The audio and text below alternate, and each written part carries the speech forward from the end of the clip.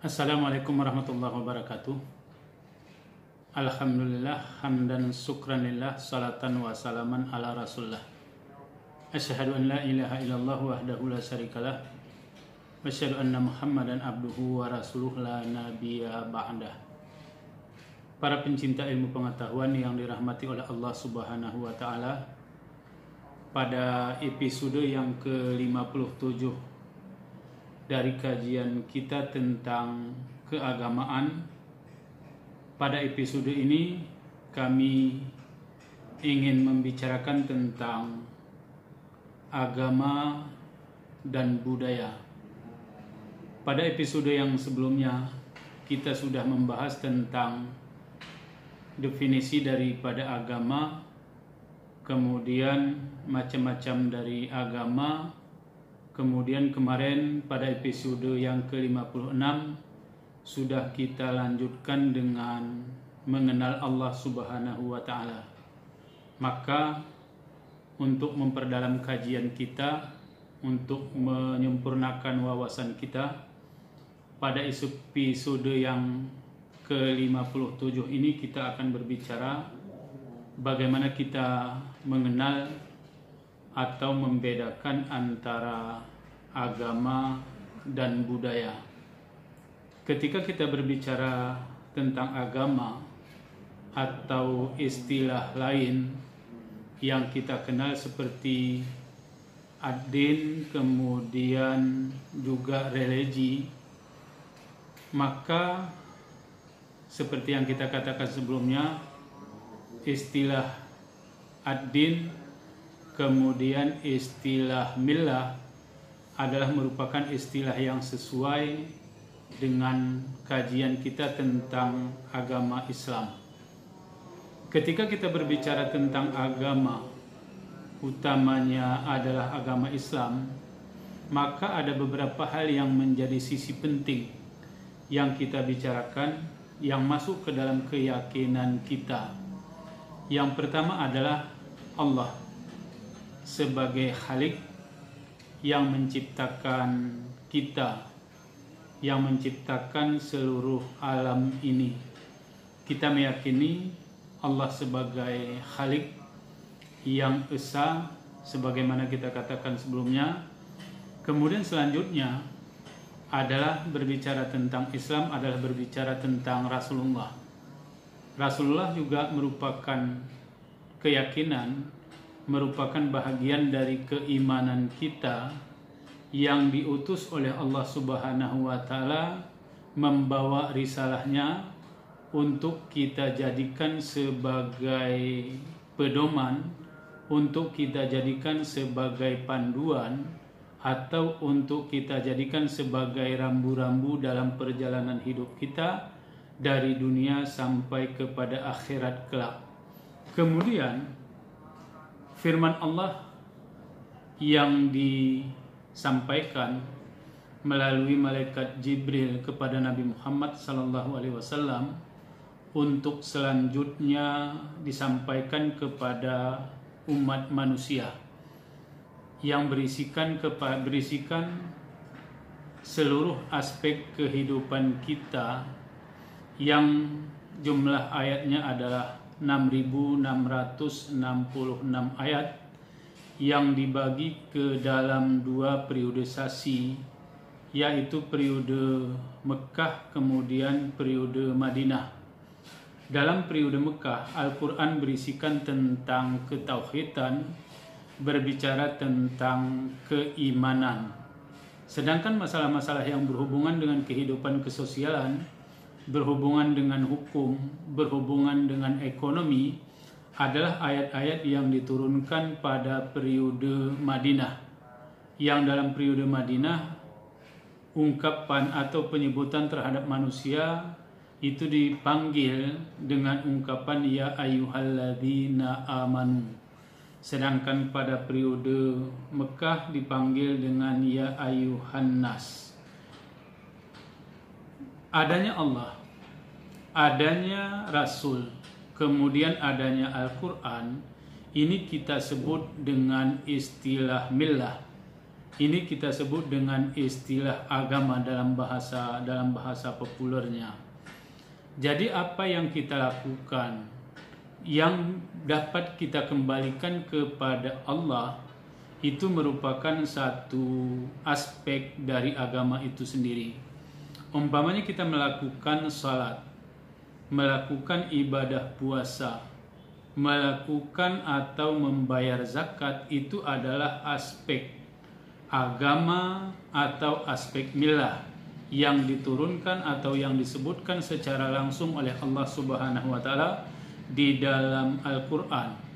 Kemudian juga disebutkan tentang adanya nanti hari pembalasan atau pada hari kiamat nanti.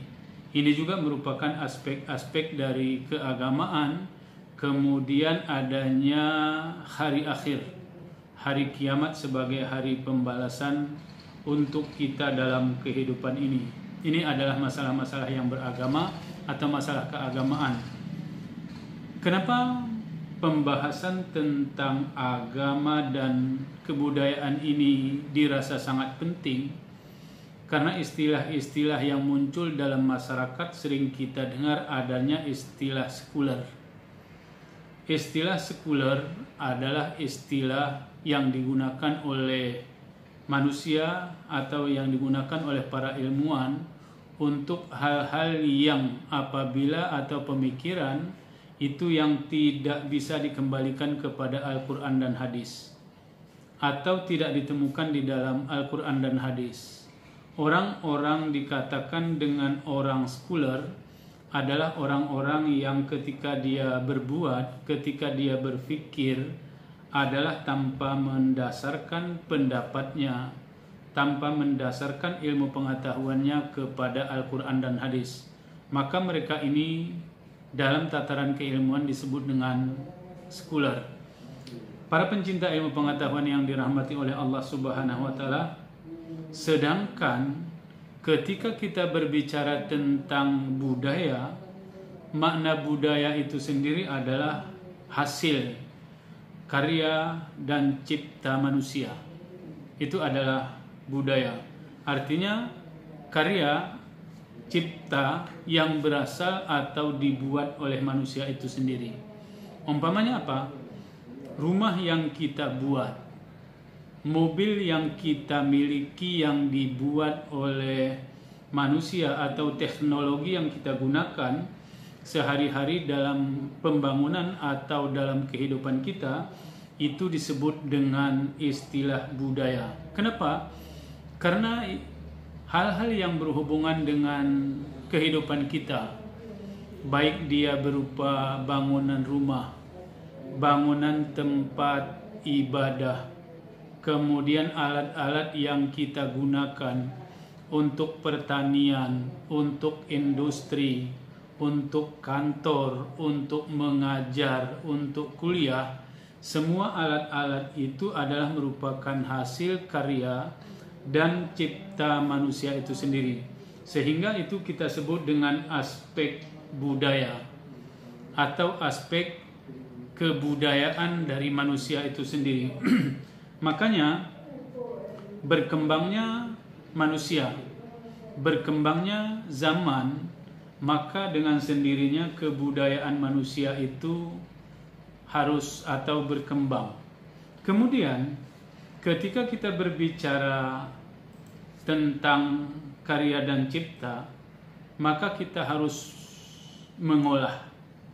Artinya kita punya kemampuan secara fisik, kita mempunyai kemampuan secara pikiran. Di hadapan kita ada alam yang seperti yang terlihat sekarang ini, ada alam atau bumi, ada hutan dan seterusnya. Maka kita sebagai manusia yang berbudaya, maka kita harus mengolah alam ini menjadi bermanfaat untuk kehidupan manusia. Kita harus membuat atau membangun alam ini sehingga menjadikan manusia itu dalam hidupnya menjadi sejahtera. Tidak hanya nanti tujuannya adalah kesejahteraan di dunia, tetapi juga menjadi kesejahteraan di akhirat kelak nanti. Jadi alam yang diciptakan oleh Allah terbentang luas. Ada daratan, ada lautan, ada udara. Maka sebagai orang yang diciptakan oleh Allah sebagai makhluk yang berbudaya, maka kita dianjurkan, kita disuruh oleh Allah untuk mengolah alam tersebut. Kemudian di samping itu juga kita harus mengerahkan, artinya untuk memaksimalkan pengolahan terhadap alam, kita harus mengerahkan kemampuan kita secara fisik. Tenaga kita harus siap untuk mengolah alam tersebut. Harus mengerahkan pemikiran kita, keilmuan kita harus kita kerahkan bagaimana kita mengolah alam itu. Kenapa? Karena banyak hal-hal yang ada di dalam alam ini yang dia itu harus kita seleksi. Mana yang bermanfaat untuk diri manusia atau mana yang tidak bermanfaat untuk manusia. Karena itu kemampuan pikiran, kedalaman ilmu pengetahuan untuk manusia dalam mengolah alam itu sangat diperlukan. Sehingga diperlukan adanya pengarahan. Artinya apapun yang kita lakukan di dunia, alam yang kita olah, baik dia itu ada di laut, di darat, di udara, maka perlu pengarahan. Arti pengarahan itu tidak sembarangan. Kita harus mengolahnya secara terarah. Kita mengetahui untuk apa alam itu kita olah, untuk apa alam itu kita gunakan. Apakah sudah masanya? Apakah sudah masanya alam-alam yang ada, perut bumi yang mengandung kekayaan, apakah sudah masanya pada saat ini kita olah? Atau memadai dengan hal yang ada atau yang tampak di permukaan bumi? Ini juga perlu kecerdasan kita dalam hal mengolah alam. Jadi ada 3 hal ketika kita berbicara tentang karya dan cipta. Pertama adalah alam yang disediakan oleh Allah Subhanahu wa taala harus yang pertama kita olah. Kemudian yang kedua, untuk mengolah alam itu maka kita perlu mengerahkan kemampuan kita, baik dia secara fisik ataupun secara intelektual. Sehingga bagaimana? Sehingga apa yang kita kerjakan nanti menjadi terarah dan tidak tersia-siakan. Para pencinta ilmu pengetahuan yang dirahmati oleh Allah Subhanahu wa taala, karena itu ada hal lain lagi yang diperlukan untuk melahirkan sebuah karya atau cipta. Yang pertama adalah kekuatan jiwa kita. Apa yang dimaksud dengan kekuatan jiwa? Pertama adalah adanya kekuatan pikiran. Untuk mengolah alam, maka perlu adanya intelektualitas, perlu adanya kemampuan untuk mengolah alam. Makanya perlu pemikiran atau rasional yang kita gunakan untuk mengolah alam tersebut.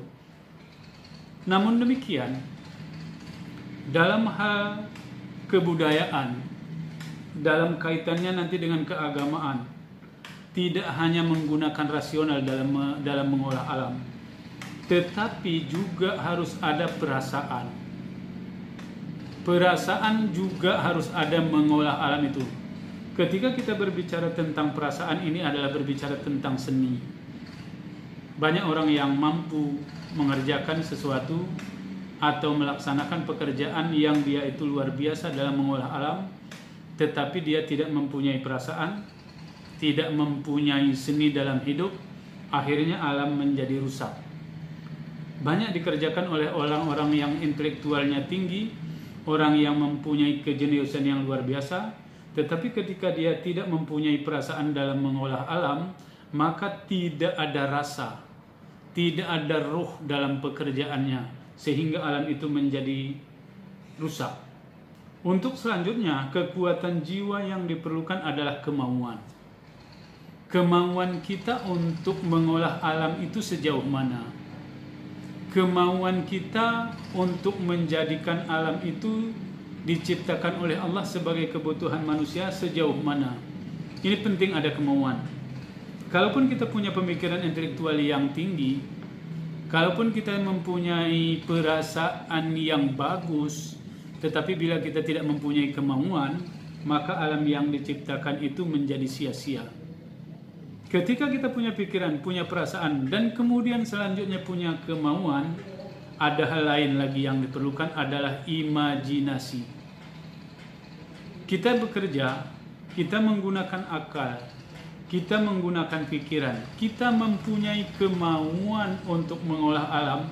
Lalu kita apakah berpikir bahwasanya apa yang kita pikirkan, apa yang kita rasakan, dan apa yang kita mau itu untuk hari esok? Banyak orang yang berbuat dalam kehidupan itu, dia hanya berpikir hari ini, dan untuk hari ini. Dia berupaya, berusaha, dan seterusnya hanya untuk hari ini. Dan dia akan berpikir untuk kepentingan dia sendiri. Dalam kekuatan jiwa, dalam ilmu kebudayaan, di situ diperlukan adanya sebuah imajinasi. Apapun yang kita lakukan sekarang ini adalah untuk hari esok, untuk masa depan.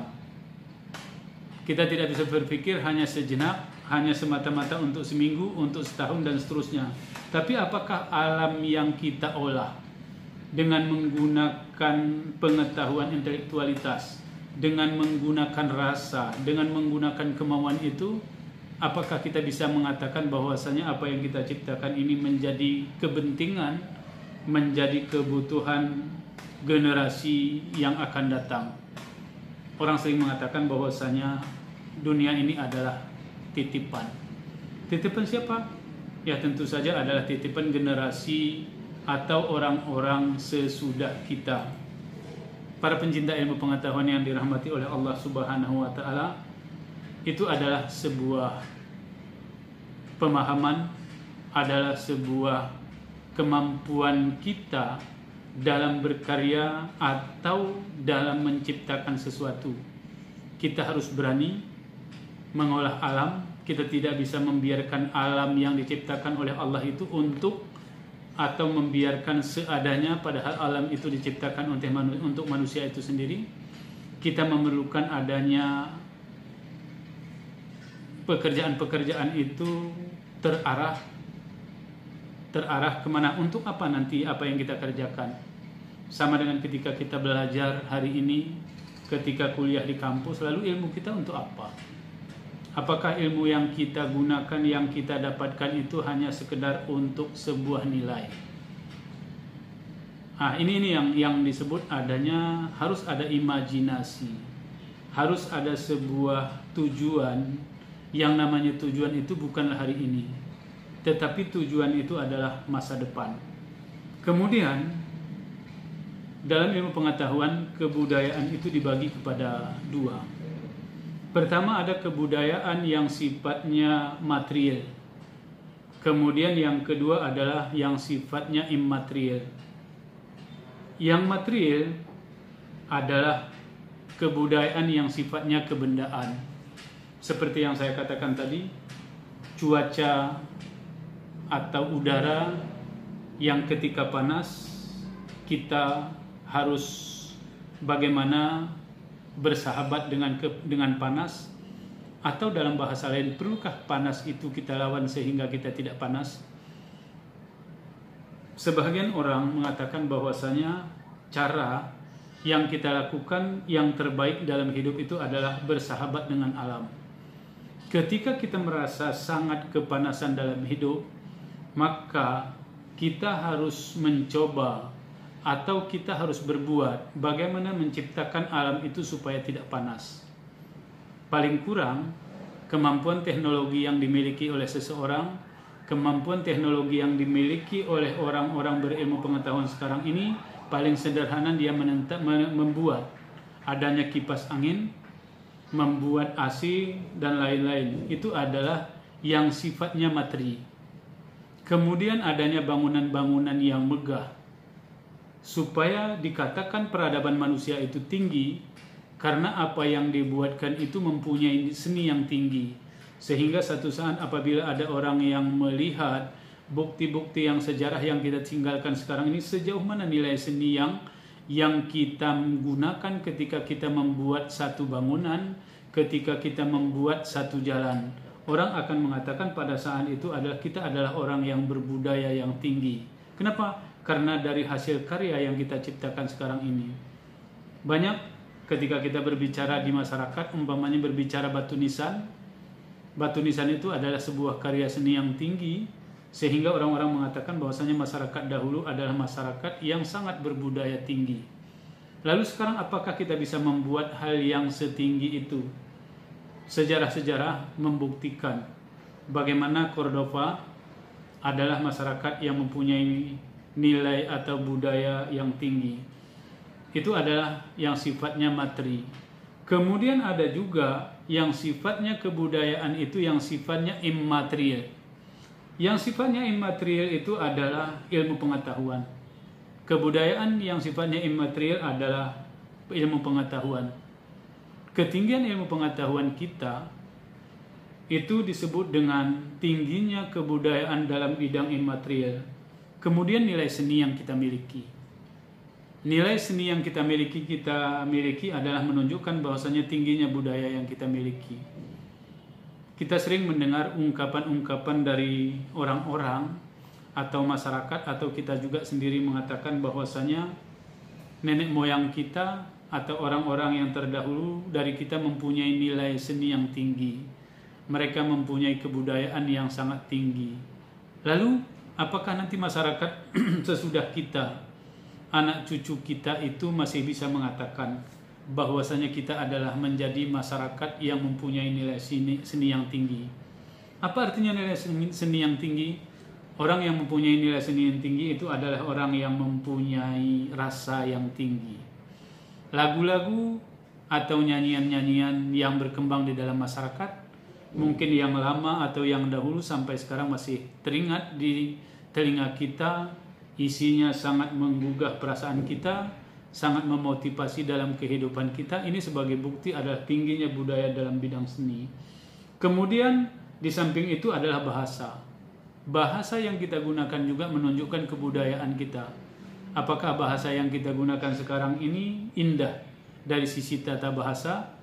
Apakah bahasa yang kita gunakan ini menunjukkan moral kita yang tinggi? Atau memang menunjukkan kepada sesuatu yang kita itu dianggap oleh orang tidak berbudaya?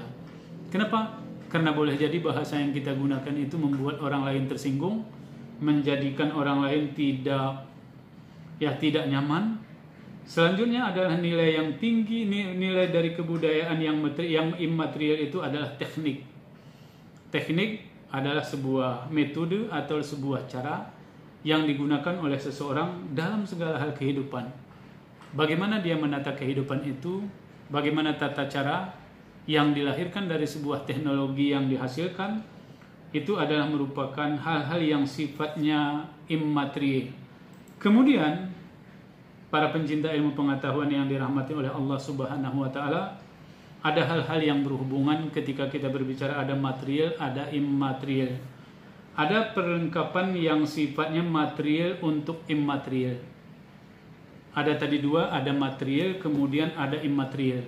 Kemudian ada material yang kegunaannya adalah untuk kelengkapan immaterial. Apa contohnya yang kita gunakan? Umpamanya seperti yang saya buat contohnya tadi. Kita kuliah, menuntut ilmu pengetahuan. Pada saat sekarang masa pandemi, kita menuntut ilmu pengetahuan ini sangat membutuhkan adanya teknologi. Adanya komputer, adanya HP, adanya internet dan seterusnya. Itu adalah materi-materi dalam mendukung immateri yang kita butuhkan. Ilmu pengetahuan adalah immateri. Tetapi dalam memenuhi kebutuhan-kebutuhan kita tentang ilmu pengetahuan, kita membutuhkan material. Material apa? Seperti yang saya katakan tadi, adanya alat tulis, adanya buku, adanya komputer dan seterusnya. Itu adalah merupakan kelengkapan material untuk immaterial. Kemudian adanya alat untuk perlengkapan hidup kita. Seperti yang kita katakan tadi, adanya mesin cuci, adanya kompor gas, adanya kosmos dan lain-lainnya. Itu adalah alat-alat yang kita butuhkan untuk kehidupan, yang dia itu sifatnya mengandung nilai budaya. Kemudian ada alat yang kita gunakan sebagai penguasaan alam. Apa penguasaan alam seperti yang kita katakan tadi? Udara yang panas, lalu kita membutuhkan dari udara yang panas itu adanya AC. AC yang dibuat oleh orang itu merupakan teknologi yang digunakan sebagai alat untuk penguasaan alam. Kemudian adanya lautan atau bahtera yang luas. Kemudian kita menggunakan alat kapal untuk menyeberangi lautan yang luas. Selanjutnya udara yang jauh atau letak semakin jauh, maka kita menggunakan adanya pesawat dan seterusnya. Itu sebagai sebuah alat yang kita gunakan untuk menguasai atau untuk dalam bahasa lain tadi kita bersahabat atau bergaul dengan alam. Para pencinta ilmu pengetahuan yang dirahmati oleh Allah Subhanahu wa taala, sehingga ada orang yang mengatakan atau sebuah pertanyaan di akhir memunculkan, apakah sebenarnya agama itu bahagian dari budaya atau memang budaya itu bahagian dari agama? Sebahagian orang lagi mengatakan bahwasanya budaya berdiri sendiri, kemudian agama juga berdiri sendiri. Ingat yang pertama tadi, apakah budaya menjadi bahagian dari agama atau agama menjadi bahagian dari budaya? Sebahagian orang mengatakan bahwasanya antara budaya dan agama itu adalah suatu yang terpisah. Tetapi ada juga orang mengatakan, dan ini menjadi pendapat yang benar, bahwasanya antara agama dan budaya itu menyatu. Agama dan budaya itu menyatu menjadi satu kesatuan. Artinya ketika kita berbicara budaya adalah berbicara tentang agama. Berbicara tentang apa yang ada di alam, kita tidak bisa melepaskan bahwasanya dari pembahasan-pembahasan yang berhubungan dengan agama itu sendiri. Para pencinta ilmu pengetahuan yang dirahmati oleh Allah Subhanahu wa taala, mudah-mudahan ada manfaatnya dari kajian kita ini sehingga menambah keyakinan kita, menambah intelektualitas kita dalam hal hubungan antara agama dan budaya. Mudah-mudahan ada manfaatnya. Kami akhiri, wabillahi taufik wal hidayah. Assalamualaikum warahmatullahi wabarakatuh.